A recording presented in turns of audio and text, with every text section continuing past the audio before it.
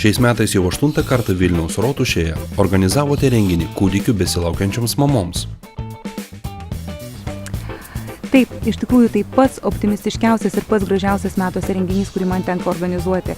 Jau 8 metus daugiau nei 400 moterų, besilaukiančių moterų susirenka į Rotušę. Jei pagalvojus, kiek tuo metu plaka Rotušėj širdžių, 800. Tai tiek net iš tikrųjų negalėtų sutilpti žmonių į Vilniaus Rotušę, kiek tuo metu yra kartu su mamytėmis būsimomis ir jų pilveliuose plakančiomis širdelėmis.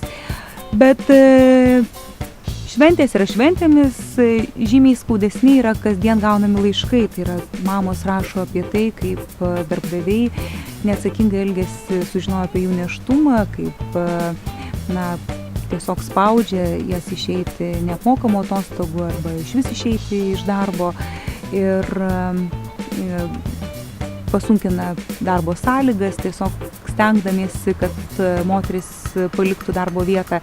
Tad iš tikrųjų, galvodama apie tai, daugybę kartų siūliau moterimis kreiptis į jų gydytojus, dėl to, kad gydytojas turi nuspręsti, kokios darbo sąlygos yra tinkamos nėščiai moteriai, tai yra įvertinti jos pasakojimus apie tai, kaip jai tenka, tarkim, dirbti kažkokiam sandėly ar kažkokiamis labai šaltomis sąlygomis, ar tai nepakenks jos ir jos būsimo vaiko sveikatai, ir būtent su tomis pažymomis kreiptis į darbdavius, iš kurių tikiuosi labai didžiulio supratingumo. Vis tik tai Lietuvos ateitis, tai yra mūsų vaikai ir tikrai turime palaikyti kiekvieną moterį, kuri laukiasi kūdikio.